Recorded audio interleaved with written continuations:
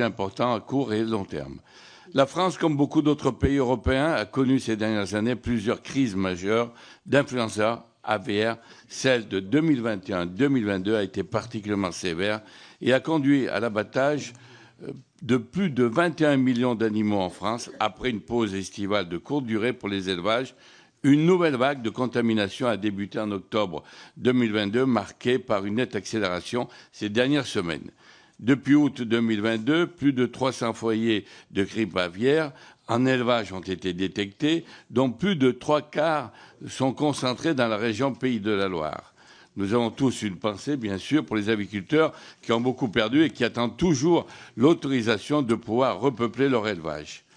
L'Organisation mondiale de la santé considère que le risque de transmission à l'homme des virus influenza aviaires qui circulent à l'heure actuelle est faible et aucune transmission interhumaine n'a été documentée. Néanmoins, la fréquence accrue de transmission de ces virus et à des mammifères d'espèces variées augmente le risque d'émergence d'un nouveau virus influenza mieux adapté à l'homme et capable de transmission interhumaine. Santé publique France estime qu'une infection simultanée par un virus de l'influenza aviaire ou pourcin est un virus de la grippe humaine pourrait en effet conduire à l'émergence d'un nouveau virus grippal contagieux pour l'être humain.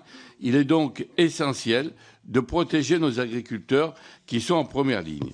Dans votre rapport, vous dites qu'il va falloir apprendre à vivre avec la grippe aviaire, comme finalement nous avons appris à vivre avec le Covid.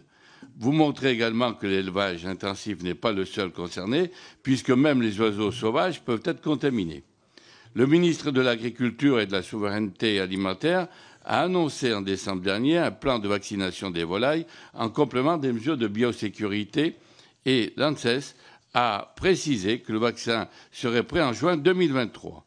Cette stratégie vaccinale devrait entrer en application à partir de l'automne 2023 et viendra compléter les mesures de prévention déjà en vigueur sur le territoire métropolitain, mise à l'abri des animaux, autocontrôle, abattage préventif dans le bon respect reste impératif.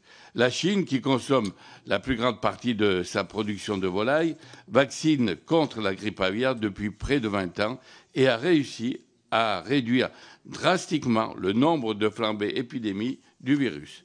Mais les États-Unis, le premier producteur mondial de viande de volaille, continue d'afficher son scepticisme sur la vaccination, alors que plus de 58 millions de volailles ont été abattues au cours de l'année 2022. Les vaccins permettent de réduire le taux de mortalité, mais certains oiseaux vaccinés peuvent toujours contacter le virus et le transmettre, masquant ainsi sa propagation.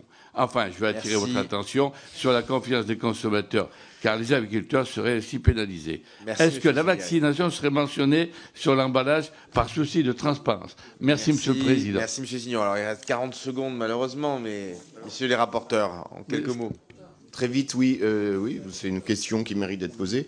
Sur la vaccination, il faut bien comprendre que c'est une démarche collective qui est à l'œuvre actuellement et qui a des réunions régulières avec l'ensemble des partenaires des filières concernées qui sont là pour définir qui en premier, la commande des doses, la préparation pour être à l'œuvre au bon moment.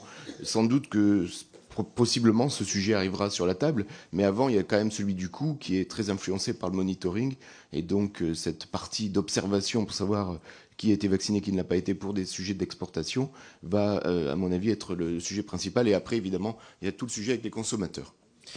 Merci beaucoup. J'ai à présent monsieur